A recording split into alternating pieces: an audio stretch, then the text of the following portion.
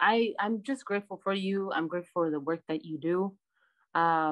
It's different from anything that I've done. I can also say, I mean, it saved my life.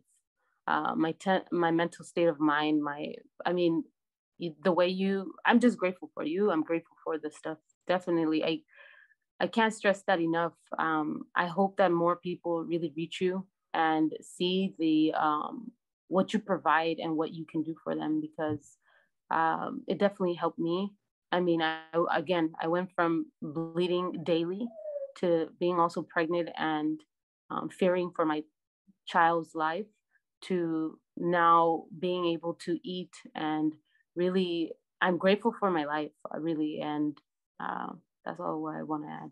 I remember coming to you because I was internally bleeding, and the doctors, I every time I would go, I would get a biopsy, and then it'd get to the point that I was only drinking water, um, or just like very plain soups, and that's what made me reach out to you, because um, I wasn't getting the help that I thought I should receive at the hospital. So when I came to you,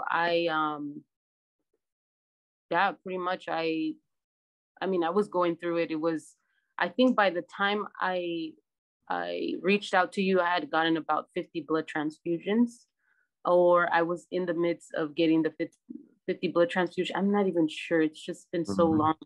Um, and just the whole time, um, I remember just there are certain things that you would say, or from, I think what mostly amazed me was a lot of the tests that you provided, they weren't provided at the hospital. Even after the seventh routine, um, I don't even know what to call it, because it was a routine checkup, but there was nothing happening. I just wanted some help at Yeah. the moment. I was really suffering. I mean, I had severe anxiety, depression, combined with the stomach issues and bloating and anemia and fogging. I mean, it was a whole thing. Um, I was looking for something different. At one point, I had a therapist who had diagnosed me to mild to severe PTSD, and I was shocked. But then, as we were going through it, I realized, okay, well, when I was stressed out, I can feel my stomach bloating. I can Mhm. feel like it definitely, because how sensitive the situation was at the time.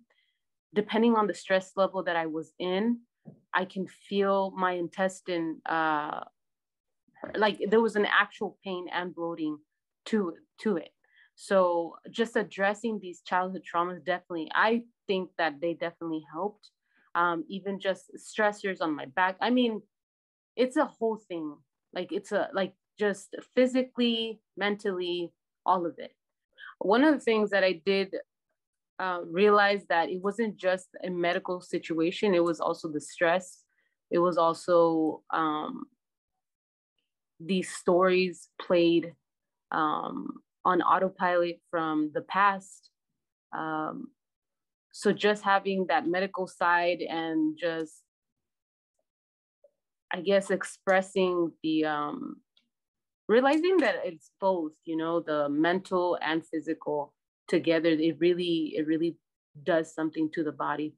And ever since, I've really dug really deep into um, what these stressors really are they rooted from, um, combined with all these tests to just really assist what I was going through.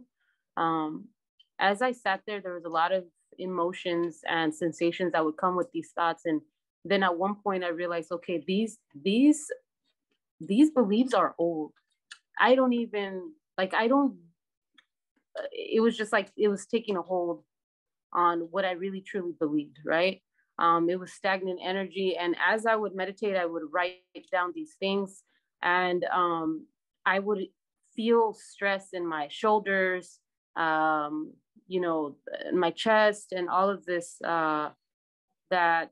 I assumed to be a reality, but really it started with a thought. The thought being the story that I was holding on to, um, specifically the wound with my mom. Um, and as I released, and at one point I didn't understand what it was to let go.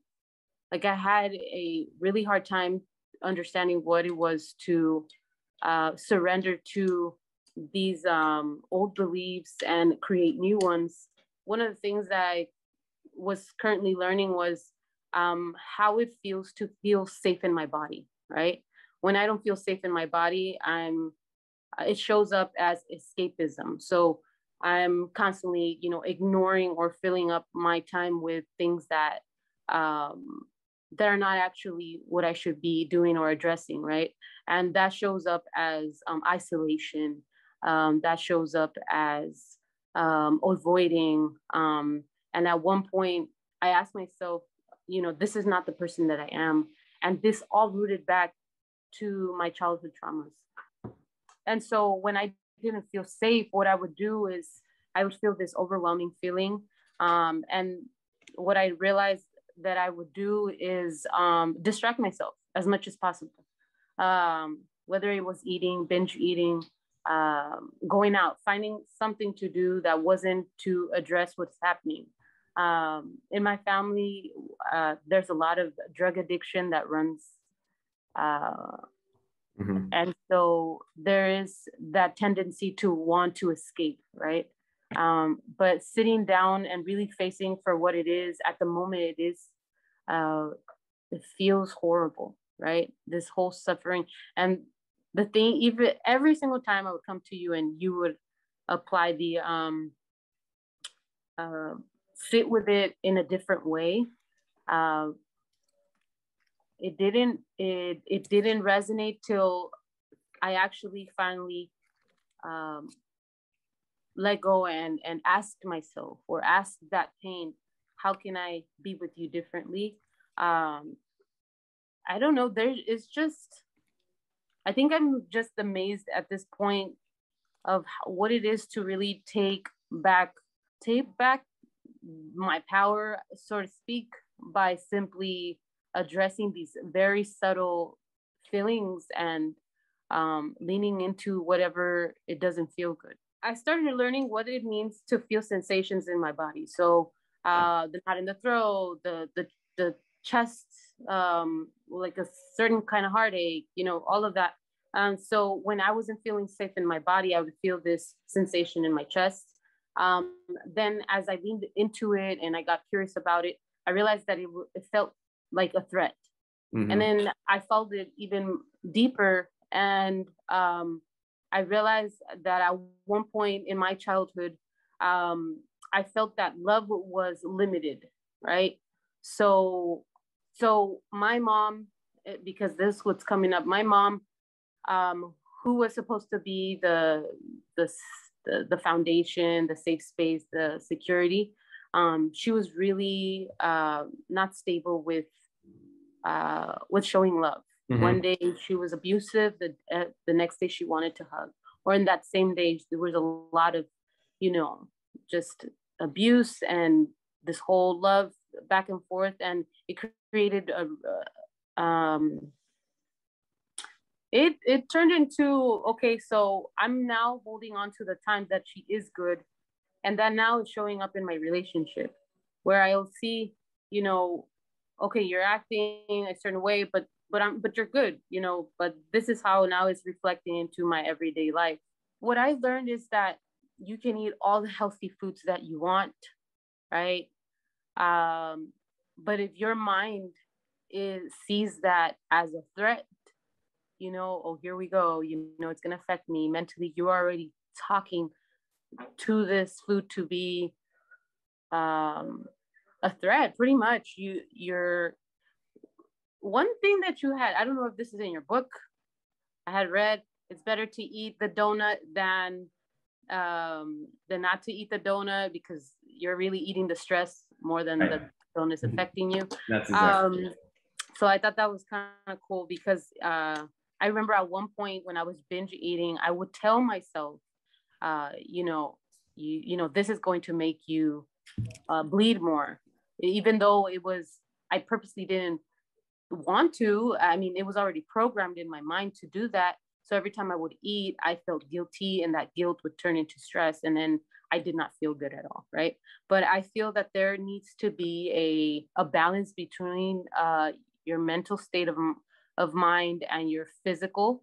Um, I know countless of times I went to the hospital and they only addressed the physical, but definitely left out how your childhood traumas, sometimes that you don't even know that you have childhood traumas. Sometimes you think that you have this perfect, and I've heard this before, I didn't go through that, I can't relate, but then you realize there are little things that are causing certain health issues. I would say, like, invest in your health.